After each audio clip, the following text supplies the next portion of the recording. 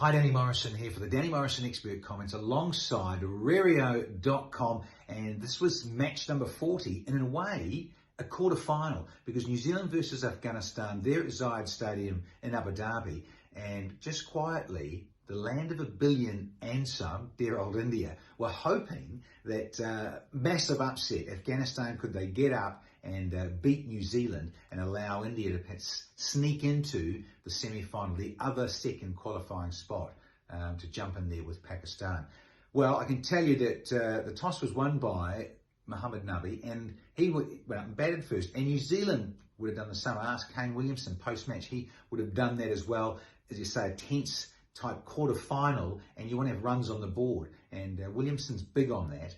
I can tell you also that Afghanistan, and for their purposes, they had Mujeeb back. So Mujeeb Rahman was back at the expense there of Saifuddin Ashraf, the left arm spinner. He was swapped for Mujeeb, and they did what they wanted to do. They wanted to go up front and try and post a good total, Afghanistan, and put pressure on New Zealand, of course, with their spinners and their variety in their bowling attack.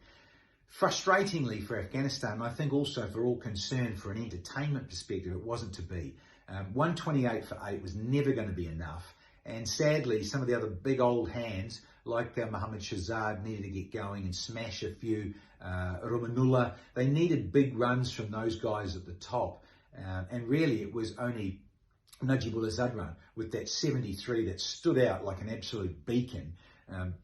73 from 46. Lots of stuff going on with boundaries and sixes, and it just shows you what a good player he is when he clips it and has that timing and he gets in that zone that we all know that Najibullah can get into. There was a little bit of Nabi, he got the double figures, and so did Gulbuddin, and that was it. Those are the only guys that got into double figures. Sad, really, and frustrating for Afghan fans who turned up in numbers there at Zealand, and from that perspective, it was great to see a lot of cheering for Afghan fans back there in Afghanistan. Bowling, well, again, that well-oiled machine of New Zealand, and the ability to have different guys start, or as Kane Williamson loves to do, stand at mid-off, chat to his bowlers and swap them and move them. 6 balls from here, Tim Southee, then Trent, you start there and have 6, and then we'll go to Adam Milne at that end and replace Tim Southee, and so on and so on, and spin comes on, and you get Santner and Sodhi. And they really do know what they're about, New Zealand, and particularly in the field, as a well-oiled, smooth, know where you're fielding, go to your posies and just filter out and do it well. Southee at 2 for 24. Bolt, poof, outstanding. Not as ever. Sometimes you're going to go around the track, let's be real. But he was good again, and he's in good form, Trent Bolt. 3 for 17 in his 4. 1 for 17 for Milne. And Neesham, he got through 4. Again, that's a good workout. Bodes well moving into the semi-final because they've taken that spot. And Neesham got 1 for 24 in 4. So again, not just the one over like he bowled in Sharjah. He got through a complement of 4. Santner, a little expensive, and that's why Neesham got to go. He only bowled 2 overs, Mitch, for 27, unlike him. But again, I think conditions so different from Sharjah. And Sodhi, he too, only 2 overs, but he got 1 for 13. And he still is just a good option for Kane to come in and get a wicket or 2. He's such a wicket taker, Sodhi. And in reply, New Zealand only needed to get to that 125 for 2, and then just clip on and get past the score that was required, that 124 for 8. And so when I look at it, really just a comprehensive professional performance. When you look at Guptill, 28 from 23, and Williamson not out 40 with Devon Conway. And that's the beauty of it. Devon Conway got time in the middle because Mitchell couldn't kick on, got a little mini start but couldn't go any further. And 36 not out from Devon Conway, and showed again his class against spin, reverse dabbing, orthodox sweeping.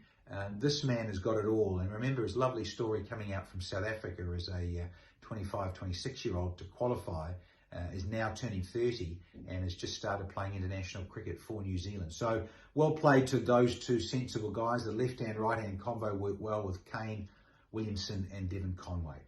Bowling, Well, the only big standout really was that Rashid Khan got his 400th T20 wicket. That's right, 400 now, quite incredible. A mixture of all franchise and international T20s.